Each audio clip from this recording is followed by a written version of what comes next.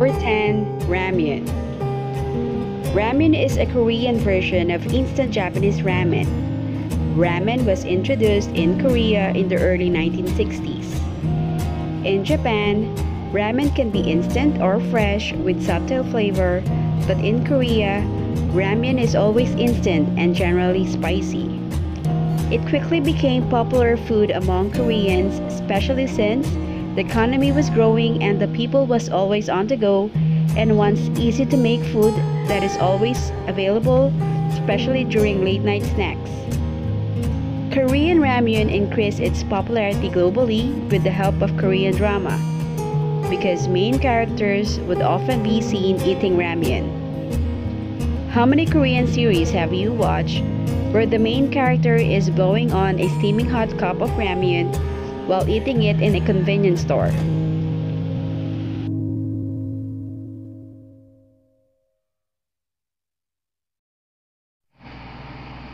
Number 9. Pojangmisha. Pojangmisha or soju tents is a small tented spot in the street of Korea. It's a place where Koreans go to have food or alcohol. As the Korean Tourism Organization described them as the place for common folk and salarymen to go relieve the stresses of life. It's a must visit in Korea. Inside these tents, you'll find people sitting in groups and food being served like chicken gizzards, steamed squid, fresh fish, odeng, and of course, soju. These pojangmisha are also well known for cheap food with lively atmosphere. Needless to say, you may have seen scenes of the K-dramas where the main lead is having drinking session with his friends or drinking alone after a broken heart, and of course, the iconic passing out after drinking a lot.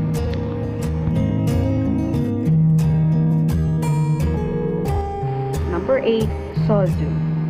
Soju is a clear, colorless, distilled beverage of Korean origin. It usually consumed neat or single, unmixed without being chilled, and without any water. Its alcohol content varies from 16.8% to 53% alcohol by volume. Most brands of soju are made in South Korea, traditionally made from rice, wheat, or barley, but modern producers often replaces with other starches such as potatoes. Some of you may also think why Koreans would pour sojus on each other's cup. Well, there's a thing called soju drinking etiquette. The rules of soju. Rule 1. You cannot serve yourself soju. Rule number 2. Somebody more senior must serve you.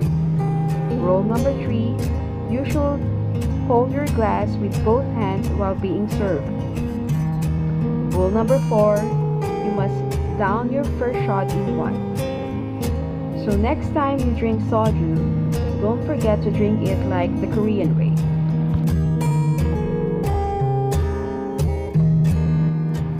Number 7. Handbook. Handbook in South Korea or chosunot in North Korea is a traditional Korean dress for semi-formal or formal attire during traditional occasions such as festivals, celebration, and ceremonies. It is characterized by vibrant colors and simple lines without pockets. The term literally means Korean clothing. Today, handbook refers specifically to clothing worn during Joseon Dynasty period. Handbook are classified according to its purposes: everyday dress, ceremonial dress, and special dress. In 1996, South Korean Ministry of Culture, Sports and Tourism established Handbook Day to encourage South Korean citizens to wear handbook.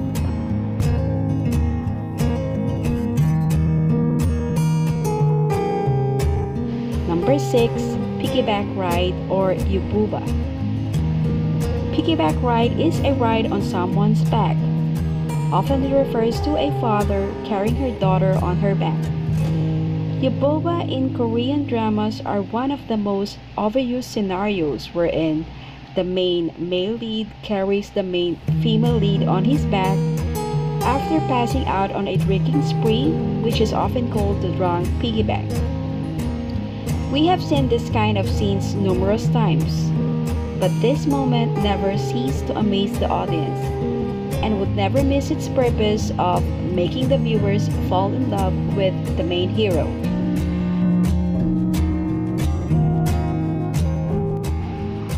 Number 5. Military service.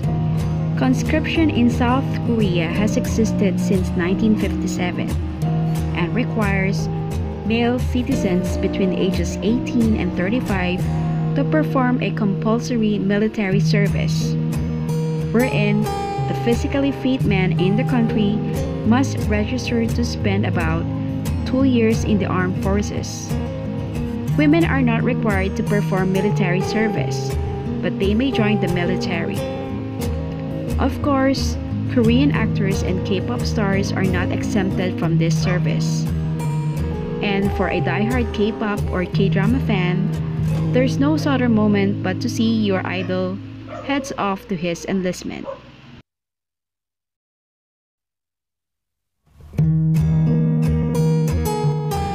Number 4. Korean seaweed soup or myeojok. For Filipinos, normally we ate something special on our birthday, like our favorite food and cakes. But on K-drama world, the Koreans eat seaweed soup on their birthday. Korean seaweed soup or myeojok was originally eaten by Korean mother while they carried their babies in their womb and even after they gave birth to produce healthier milk for breastfeeding. Since Goryeo dynasty, mothers started eating seaweed as a source of iodine and iron. To some, after giving birth, they even eat it for the whole 6 months. That's why Koreans eat seaweed soup on their birthday to respect and remember their mother's love, as they have put up with eating seaweed soup only after bearing a child.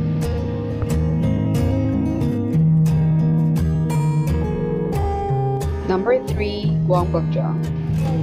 Gwangbok, also known as Gwangbok Palace or Gwangbok Palace, was the main royal palace of the Joseon dynasty.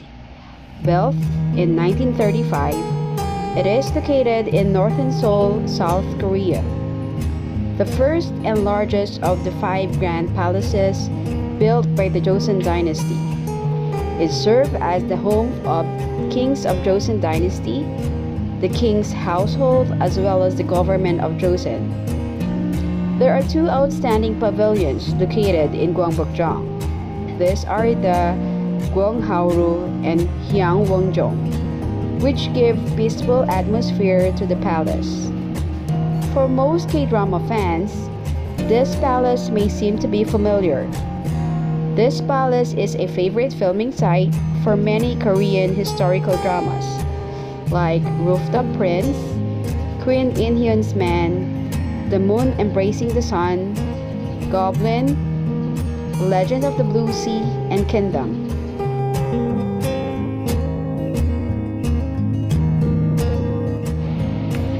Number 2. Kimchi. Kimchi is Korea's national dish and is rooted in tradition and history. It's a famous traditional side dish of salted and fermented vegetables such as Napa cabbage and Korean radish, made with widely varying selections of seasonings including gochugaru, spring onions, garlic, ginger, and jodga. One of the important scenes that you may see in some Korean dramas are the ajumas preparing large amount of kimchi, or the main lead would mix kimchi with rice and starts eating to her heart's content.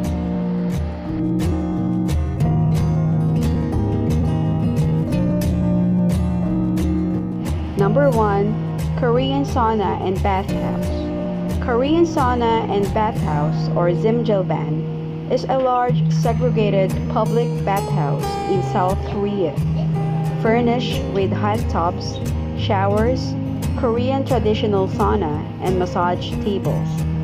In other area of the building or floors, there are unisex areas, usually with a snack bar, undulated floor for lounging and sleeping, widescreen TVs and sleeping quarters, with bunk beds or sleeping mats. Most bands are open 24 hours and are popular weekend getaway for South Korean families. During the week, many hardworking South Korean men whose family live out of the city for cost-saving stays in Zimjilban overnight. Of course, who will not forget the famous Korean sheephead towel or the spa eggs?